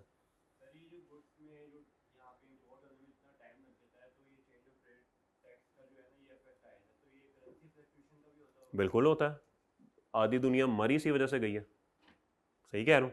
एक्सचेंज रेट के फ्लक्चुएशन की वजह से आधे नुकसान तो हुए इस वजह से, बहुत से लोगों ने बड़े नुकसान उठाए। नहीं करता bank sir, bank currency fix in हालात में कभी भी नहीं करेगा। बैंक कभी पहले करता था, बैक इन 16, 17, इवन 18 तक करता था, अब नहीं करता बैंक। बैंक कहता है इतना फ्लक्चुएशन है, मैं क्यों करूँगा, करेगा भी तो कहेगा ठीक है 350 पे कर लो जी। वो हुआ हुआ है, वो हुआ हुआ है, वो शायद किया हुआ है, ठीक है, बहुत रीज़न है। असल में इसकी प्रोजेक्शन 325-330 की बन रही है। बैंक कहेगा 350 पे कर लो मेरे साथ, तो कर लें, कर लेंगे आप? कभी भी नहीं करेंगे आप कहेंगे कोई बात नहीं, मैं रिस्क लेने को तैयार हूँ, खैर देखी जाएगी।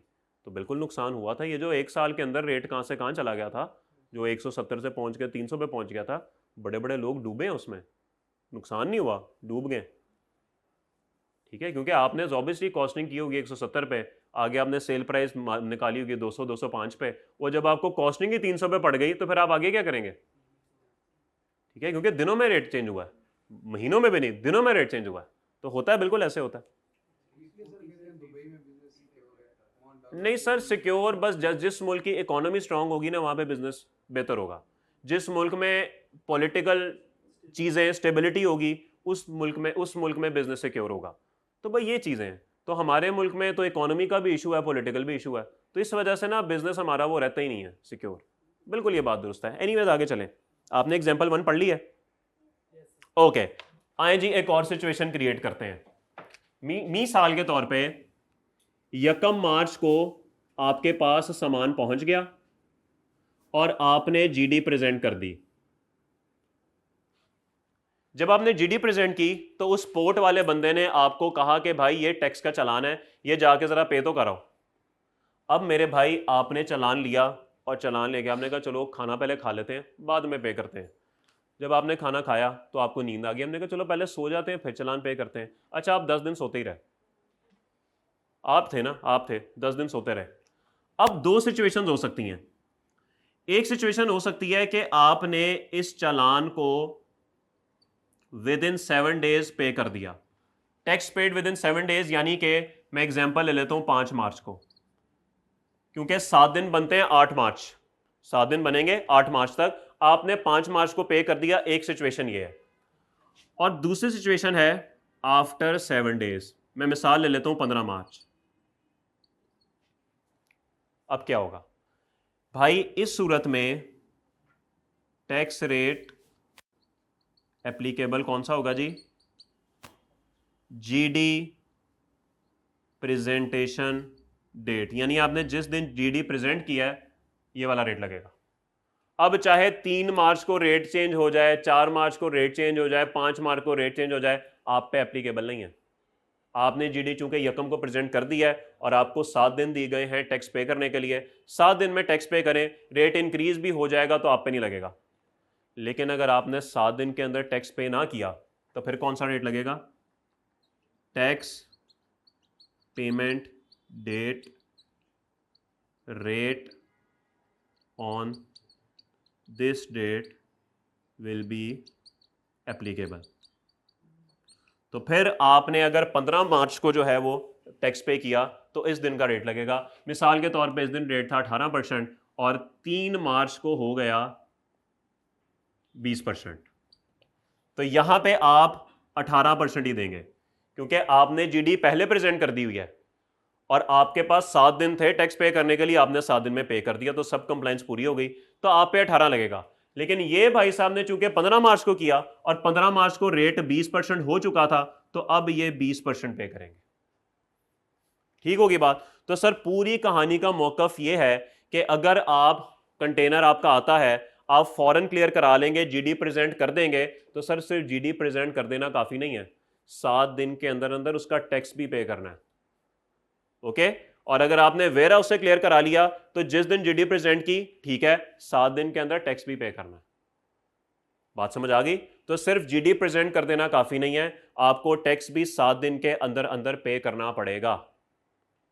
कोई बात क्लियर होगी? तो 7 दिन में पे कर दिया तो जीडी वाला रेट, और 7 दिन के बाद पे किया तो टैक्स पेमेंट डेट वाला रेट।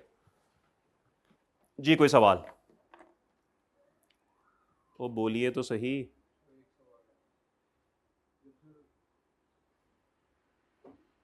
बोले जी।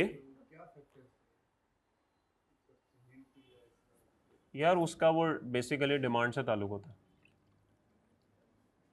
आपको डॉलर्स की ज़रूरत है ना, डॉलर्स आपके पास है नहीं, तो इस वजह से वो रेट गिरता है।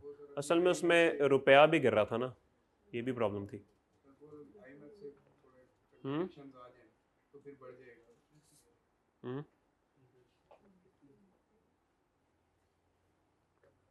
सर अभी भी 340 से 350 रिया मनीग्राम एक्सचेंजर ये सारे कितने ले रहे हैं? क्या हुआ?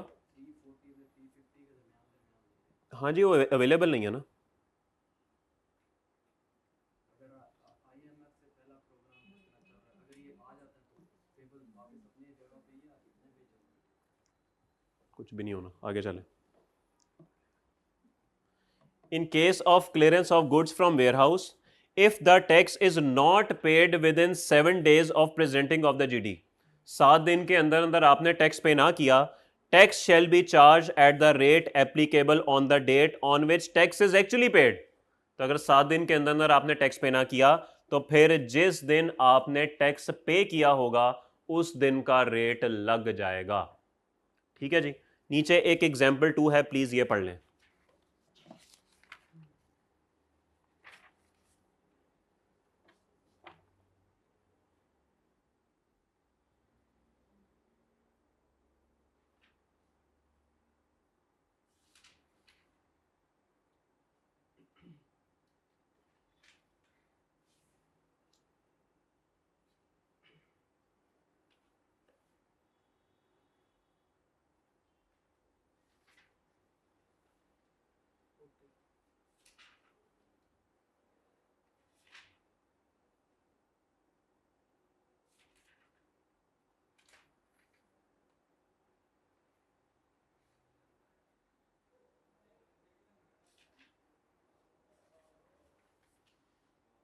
जी भाई, सब ओके है?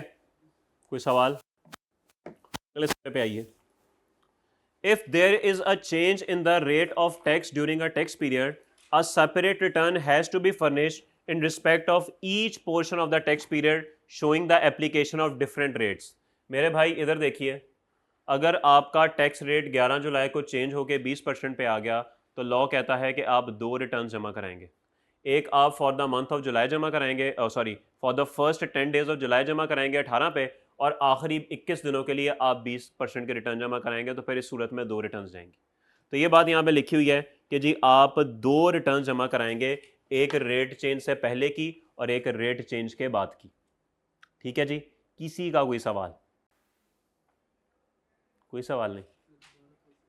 दोबारा थोड़ा सा मेरा भाई क्या बता दूं जी। अगर रेट चेंज हो गया महीने के दौरान, तो रेट चेंज होने से पहले टाइम पीरियड की रिटर्न होगी और रेट चेंज होने के बाद वाले टाइम पीरियड की रिटर्न होगी। तो यकम से 10 जुलाई की एक रिटर्न जाएगी, 11 से 31 जुलाई की दूसरी रिटर्न जाएगी। होंगी दोनों जुलाई की, लेकिन रिटर्न्स दो जाएंगी। हाँ जी, वो तो आखिरी तारीख आपको पता है 15 अगस्त ही है। कोई सवाल? जी सर, 15 अगस्त है जी, बिल्कुल। अच्छा, आपको एक मज़े की बात सुनाऊं? ये हमने ना आज अगला सफा भी पूरा पढ़ना है। ठीक है? ओके, बस मैंने यही समझाना था, ये बताना था। मजे की बात है कि नहीं? ओह मैन, ओह मैन, चलें आए शुरू करते हैं। सेक्शन 6। कितने कितने हौसले टूट गए आप लोगों के। हौसले टूट गया ना एकदम से, वो तेरी खैर। Section 6, time of payment of tax on imported goods. Imported goods पे कब टैक्स पे किया जाएगा? The tax on goods imported into Pakistan shell be paid at the same time eight which customs duty is payable. जिस वक्त custom duty पे की जाएगी टैक्स भी उसी वक्त पे किया जाएगा। अब सवाल यह है कि कस्टम ड्यूटी कब पे की जाएगी? The provisions of collection of tax in customs act shall also apply here. वो कहता है कि कस्टम एक्ट बताएगा कि कस्टम ड्यूटी कब पे की जाएगी। वो हमारे कोर्स में नहीं है तो मैं क्यों बताऊं आपको। तो बस ठीक है, पेपर में लिखाइएगा कि जब कस्टम ड्यूटी पे की जाएगी तभी सेल टैक्स पे किया जाएगा, और कस्टम ड्यूटी कब पे की जाएगी वो कस्टम्स एक्ट में लिखा हुआ है, जाके पढ़ ले एग्जामिनर खुद ही। सर ये बिल्कुल तीसरी चीज़ है, ये तीसरी चीज़ है, इसका अलग कानून है। Time of payment of tax on taxable supplies. अगर आप इंपोर्ट नहीं कर रहे बल्कि लोकल सेल कर रहे हैं तो तब क्या होगा? The tax on taxable supplies made shell be paid by the registered person at the time of filing the return. तो सर जब आप 15 अगस्त को जुलाई के रिटर्न जमा कराएंगे तो आप उस वक्त टैक्स पे कर रहे होंगे। द बोर्ड में direct that the tax on certain supplies shell be paid in any other way और टाइम। ठीक है जी, आपको पता है FBR के पास तो सारी शक्तियां मौजूद हैं, कोई और तरीका बताएंगे तो करना पड़ेगा। तरीका और जरिया क्या होगा पेमेंट टैक्स का? The tax on goods imported shall be paid in the same manner as if it is a custom duty payable. वो कहता है कि इन पे टैक्स बिल्कुल वैसे ही पे होगा जैसे कस्टम ड्यूटी पे होती है। और वो कैसे पे होती है? वो कस्टम एक्ट में लिखा है। काश पूरा कानून ऐसे ही होता। The tax due on taxable supplies shell be paid by any of the following modes. लेकिन सर जो आप सेल्स करेंगे मंथली और रिटर्न के साथ जो उस पर टैक्स जमा कराएंगे वो कैसे पे होगा? Through deposit it in a bank designated by the board. तो बोर्ड ने जो बैंक डेजिग्नेट किया होगा उसमें आप जमा करवाएंगे। सर पहले सिर्फ नेशनल बैंक होता था, अब आप सब बैंकों में जमा करा सकते हैं। And through such other mode and manner specified by the board. या इसके अलावा कोई भी तरीका, ऑनलाइन बैंकिंग की बात कर लें, ऑनलाइन बैंकिंग के थ्रू भी हो जाता है। मोबाइल से आप डाउनलोड करें, वो एक चालान बनता है, उसका नंबर डालें और पे कर दें। ठीक है। The federal government may by applying conditions limitations allow payment of sales tax on instalment basis. Sir किस्तें भी हो सकती हैं। अगर आपकी 100 रुपये की सेल टैक्स की लाइबिलिटी है, आप कहीं मैं नहीं पे कर सकता, 10-10 रुपये की 10 किस्तें बना दो, वो बना देगा। हाँ जी, डिफ़ॉल्ट सरचार्ज बिल्कुल लगेगा उसके ऊपर, बिल्कुल लगेगा, वो तो 100% लगेगा। तो सर फेडरल गवर्नमेंट के पास ये शक्ति मौजूद है कि वो सेल टैक्स को किस्तों की बेस पर तोड़ सकती है, इंस्टॉलमेंट बेसिस पे कर सकती है। किसी का कोई सवाल? Any question? ओ बोलिए तो सही। वो नहीं बोलते क्या? क्यों टेंशन यार, खत्म हो गया आधा सफ़ा, या आधा अगले 5 मिनट में अगला सफ़ा खत्म हो जाना है। 5 मिनट 10-15 मिनट की गेम रह गई। आप पता नहीं क्यों आज़ार हो जाते हैं जी। 5वां पॉइंट किधर है? हाँ तो पढ़ा तो दिया, फेडरल गवर्नमेंट के पास शक्ति है, सारी शक्तियां फेडरल गवर्नमेंट के पास ही हैं भाई, और किसके पास है? हाँ बिल्कुल सर, आप दुरुस्त फरमा रहे हैं जी। क्या हुआ?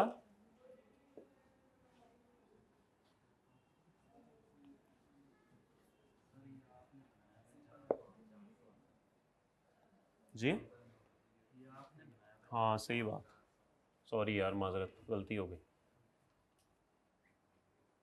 हम तो माफ़ी मांगने वाले लोग हैं सर, हम वो नहीं वो हैं। Determination of tax liability. Tax कैसे कैलकुलेट करना है? बड़ी बात की है जी, आउटपुट में से इनपुट माइनस कर दो, टैक्स आ जाएगा। नहीं नहीं ओके, नहीं यही पढ़ा हुआ है ना, आउटपुट में से इनपुट माइनस करो, टैक्स आ जाएगा। लेकिन मेरा एक सवाल है, सवाल ये है कि आपने 80 यूनिट्स खरीदे 100 रुपए के हिसाब से, 8000, कितना टैक्स बनता है? बोल कैलकुलेटर, 1440। इनपुट बन गया 1440 का, और आपने 50 चीजें बेची 300 रुपए की, कितना बना जी? 15,000। इस पे 18%, 2700। तो कितना पे करना है आपने? 1260, 1260। ओके। अच्छा, और एक और कॉम्प्लिकेशन डालते हैं। अभी आपने परचेजिंग सारी उधार पे की हुई है, मुझे बताइए ठीक वर्किंग है कि गलत है? तसल्ली से देखें इसको, इसमें आपको कोई गलती लग रही है? भाई कह रहे हैं 50 का अगर आउटपुट है तो इनपुट भी 50 का होना चाहिए। ओके, बिल्कुल वैलिड पॉइंट है इनका। 50 का अगर आउटपुट है तो इनपुट भी 50 का होना चाहिए। और इसके अलावा कोई मसला? और कोई मसला नज़र आ रहा है आपको?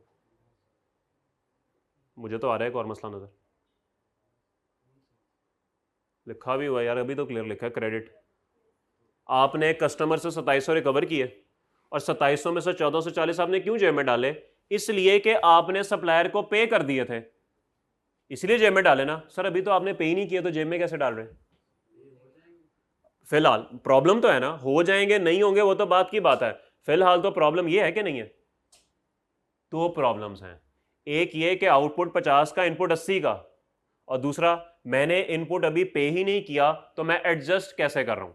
ये दो मसले हैं। अब इन दो मसलों का हल क्या है?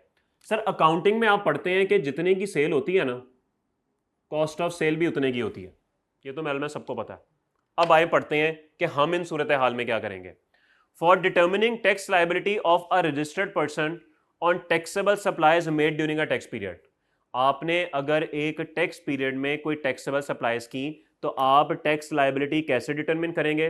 The person shall be entitled to deduct input tax, आपको इनपुट टैक्स माइनस करने की इजाजत होगी। कौन सा इनपुट टैक्स? पेड और पेबल। मसला हल हो गया पहला।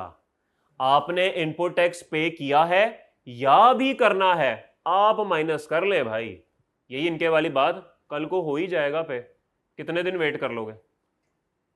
ठीक होगी बात। तो इसका मतलब है कि ये टेंशन अब हमारे सर से उतर गई कि कौन सी परचेज पेड है और कौन सी पेबल है। सर चाहे पेड हो चाहे पेबल हो, अन्य वहां माइनस कर दें, जिंदगी सुकून। अब दूसरा मसला रह गया आउटपुट और इनपुट के फर्क का। सो पेड और payable during the tax period for taxable supplies made और to be made by him. Sir मुझे बताइए कि अगर मैं इस इनपुट की बात करूं, इस इनपुट में से कितने यूनिट्स की सप्लाई हम कर चुके हैं? वो कहता है कि जो सप्लाई आपने मेड कर दी है ना, वो भी माइनस करो, और जो अभी नहीं की टू बी मेड है वो भी माइनस कर दो। तो सर ये कॉन्सेप्ट यहां लागू नहीं होता भाई, ये फनकारी है ना, उसी क्लास में रखा करें। यहां पे परचेज 2 करोड़ यूनिट्स की है और सेल 1 यूनिट की है, तो 1 यूनिट के आउटपुट में से 2 करोड़ का इनपुट माइनस कर दें। बड़ी सिंपल सी बात है यहां पे। तो चाहे आपने सेल कर दी है या अभी करनी है, इनपुट माइनस कर दें आप, कोई बात नहीं। क्या होगा? अगले महीने 30 सेल हो जाएंगे, अगले महीने सिर्फ आउटपुट होगा, अगले महीने इनपुट नहीं होगा, तो बात तो फिर वहीं आ गई। वो पूरे का पूरा आप गवर्नमेंट को पे कर दीजिएगा, बात खत्म। 13 शेड्यूल क्या है? वो तो मिनिमम प्रोडक्शन, वो तो सिर्फ स्टील प्रोडक्ट्स के लिए था, वो तो सिर्फ स्टील के लिए था। वो शेड्यूल आपको टेस्ट नहीं होगा, आप पे वो टेस्ट नहीं होगा। थ्योरेटिकली हो जाए तो हो जाए, न्यूमेरिकली नहीं टेस्ट होगा आप पे, क्योंकि वो तो इतना ज़्यादा शेड्यूल है, उसमें तो और बड़ी बातें लिखी हुई हैं। तो जितना लिखा है बस उतना थ्योरेटिकली टेस्ट हो सकता है, इससे ज़्यादा नहीं हो सकता। तो इसका मतलब है कि हमारा टेक्स्ट तो बड़ा ही सादा सा है भाई। जो सेल की है वो आउटपुट, जो परचेज की है उस पर इनपुट, चाहे पे किया है इनपुट चाहे पे नहीं किया। क्योंकि सर आप ये देखें ना, हो सकता है कि अगले कस्टमर ने भी आपको पैसे ना दिए हों, हो सकता है ना उसने भी कहा 2 महीने बाद पैसे दूंगा, लेकिन आप तो गुड्स डिलीवर्ड के टाइम पे आउटपुट टैक्स बना देते हैं अपना। तो सर यहां पे भी तो देखें ना, अब एक बंदे के पास ना 2700 आया है ना उसने 1440 पे किया है, तो फिर इंसाफ तो यही है ना कि दोनों को माइनस करने दो। फिर यहाँ पे मना कर दें नहीं जी पे करोगे तो माइनस होगा, और यहाँ पे कह दें नहीं जी डिलीवर करोगे तो पे करोगे, तो ये तो गलत बात हो गई ना। तो इसलिए हुकूमत ने बड़ा सिंपल कानून रखा हुआ है, जो चीज़ें डिलीवर हो गई वो सेल हैं, उस पर आउटपुट दे दो, और जो चीज़ें आपको डिलीवर हो गई वो आपकी परचेज है, उस पर इनपुट माइनस कर दो। ये बात समझ आई? बात समझ आई? देखें, आपने अगर जनरल टायर से चीज़ें खरीदी हैं तो जनरल टायर की सेल कब बनेगी? जब वो आपको डिलीवर करेगा। तो जब उसकी सेल बनेगी ना, आपकी परचेज भी उसी दिन बनेगी, उससे पहले नहीं बन सकती। ठीक है जी? तो आपको जब चीज़ें डिलीवर होंगी तभी आपकी परचेज बनेगी। तो ये साइकिल ऐसे चलता है, जैसे जैसे डिलीवर करते जाएंगे, डिलीवर करने वाले की सेल और डिलीवर रिसीव करने वाले की परचेज, फिर ये बंदा आगे सेल करेगा तो इसकी सेल अगले की परचेज, तो ये साइकिल ऐसे चलता है। तो जब तक एक शख्स आपको डिलीवर नहीं कर देता ना, उसकी सेल नहीं बनेगी और आपकी परचेज नहीं बनेगी। तो बस आपको डिलीवरी चीजों की मिल गई, इनपुट आपने आगे डिलीवर कर दी, आउटपुट, खत्म बात। पैसे पे करना, पैसे आना, पैसे जाना, इररेलेवेंट, टोटली इररेलेवेंट। सर इससे आसान जिंदगी और क्या होगी? यहाँ पे पता नहीं क्या फजूलियात करते रहते हैं, cost of sale, opening finish goods, तो क्लोजिंग फिनिश गुड, तो ओपनिंग वर्क इन प्रोसेस, अजीब फजूल बातें पढ़ते रहते हैं। टैक्स में है, टैक्स में, oh man, tax is so good, cost is so good. खामोश क्यों हो गया?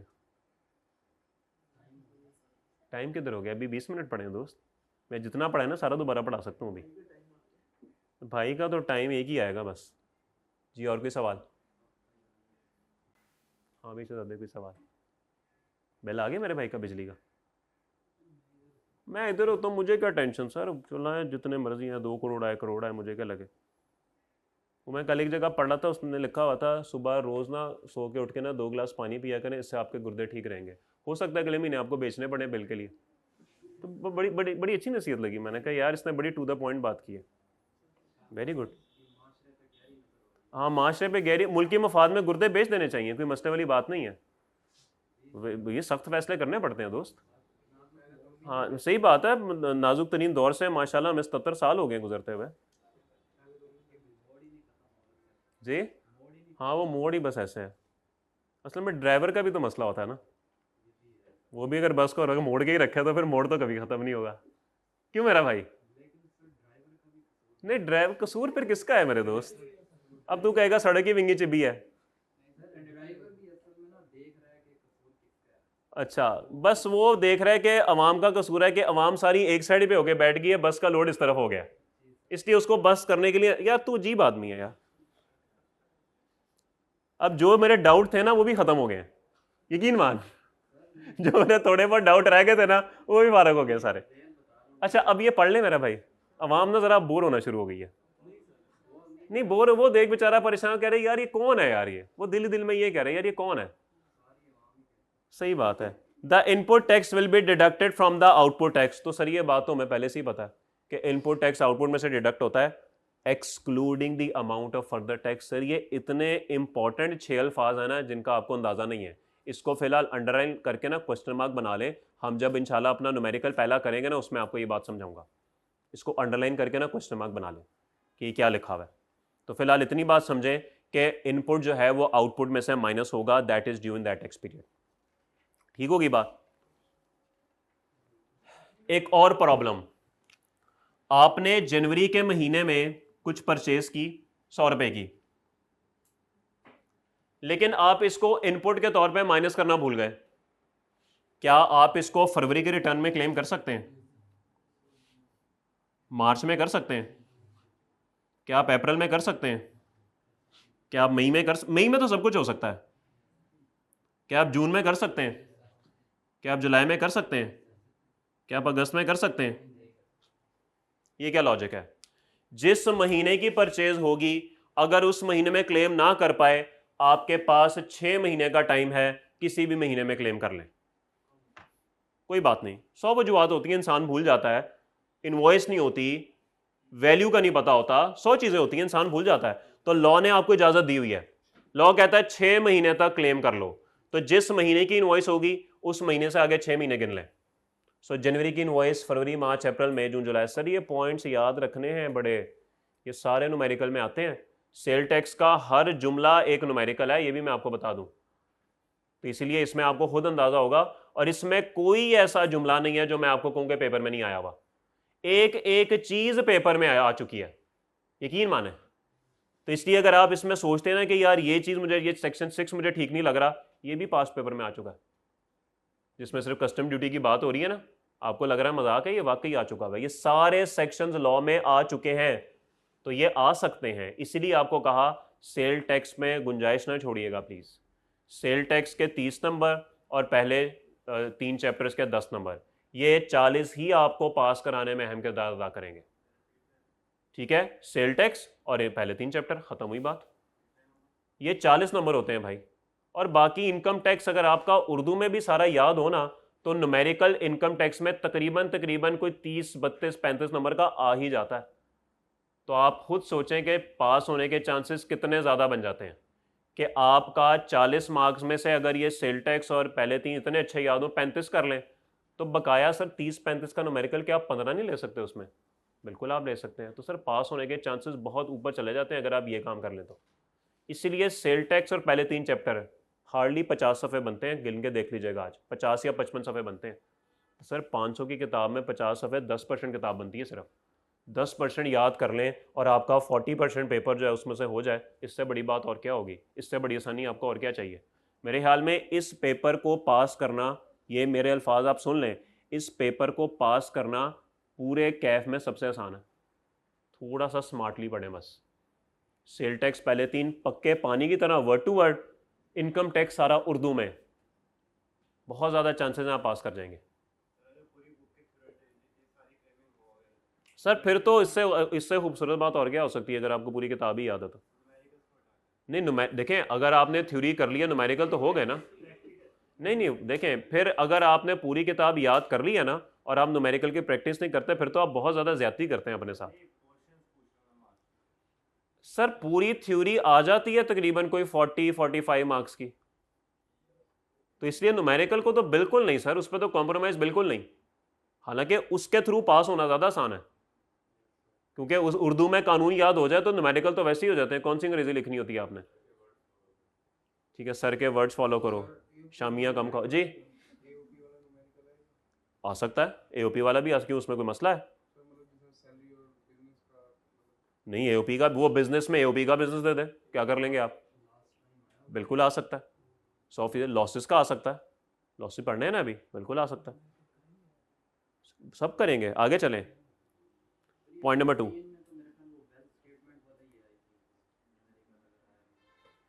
हाँ 15 यार, वो न्यूमेरिकल को इतना अच्छा तो नहीं है, लेकिन बहरहाल वेल्थ स्टेटमेंट वाली एक आया हुआ है, उसमें से थ्योरी पूछी जाती है। वो बस उसने एक दफ़ा 10 साल पहले दे दिया था, 14 में आया हुआ ना, 2014 में वो सवाल। हाँ वो बस 10 साल पहले एक दफ़ा उसने दे दिया था, पता नहीं दोबारा देता है कि नहीं। ठीक है, आ जाए तो सर ठीक है, आ जाए, फिर 2024 जैसा आएगा।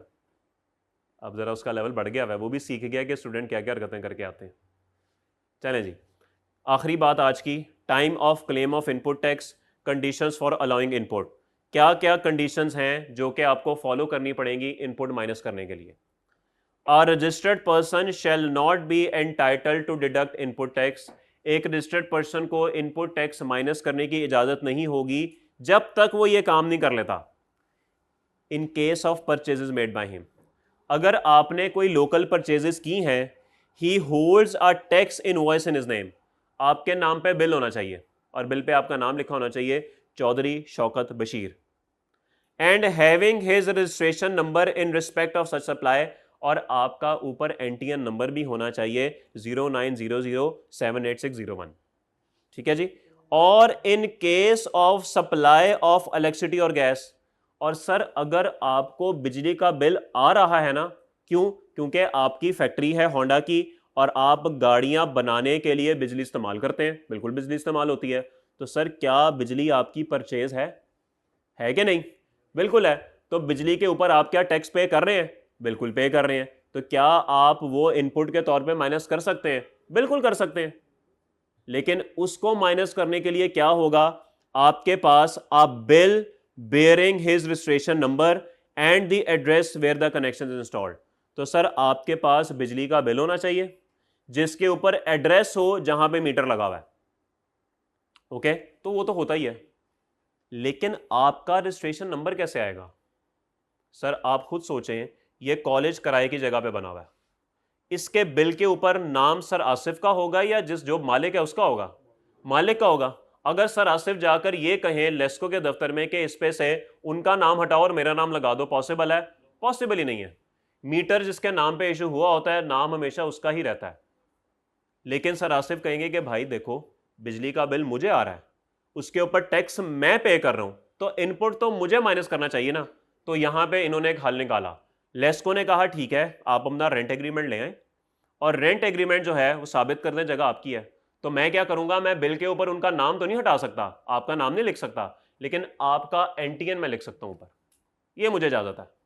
तो वो जब एनटीएन लिख देगा ना तो उससे साबित हो जाएगा कि ये बिल आपने पे किया हुआ है। तो अगर आपने बिजली के बिल का इनपुट टैक्स क्लेम करना है तो आपको क्या करना पड़ेगा, आपको बिल के ऊपर अपना एनटीएन डलवाना पड़ेगा। ठीक होगी बात? तो इनवॉइस हो जाए आपके नाम पे और एनटीएन पे, या बिल हो जाए आपके एनटीएन पे, आप माइनस कर लेंगे इनपुट। लेकिन एक प्रॉब्लम और भी है सर, एक है होंडा और एक है जनरल टायर। होंडा कहता है कि मैंने 100 रुपए की परचेज की जनरल टायर से, ठीक होगी बात, और हो सकता है इसका इनपुट कोई 150 पड़ा हो और ये 50 रुपए वाली रिटर्न लेके चला जाए कमिश्नर के पास। अब कमिश्नर सवाल करेगा यार तू तो कह रहे तेरी 100 की परचेज है, जनरल टायर कहता है मेरी तो सेल ही कोई नहीं है, झूठ बोलता है। प्रॉब्लम? तो लॉ यहां पे कहता है कि अगर आप कोई परचेज क्लेम कर रहे हैं ना और कोई शख्स उसको सेल क्लेम नहीं कर रहा, आपका इनपुट डिसअलाउ है। तो ये बात लिखी हुई है, if the supplier has not declared such supply in his return. अगर सप्लायर जनरल टायर ने अपनी रिटर्न के अंदर सेल नहीं लिखा हुआ तो आप परचेज भी नहीं लिख सकते। अब गलती उसकी, सजा आपको मिल रही है, तो ठीक है सर जाके कहें जनरल टायर को अपलोड करे सेल।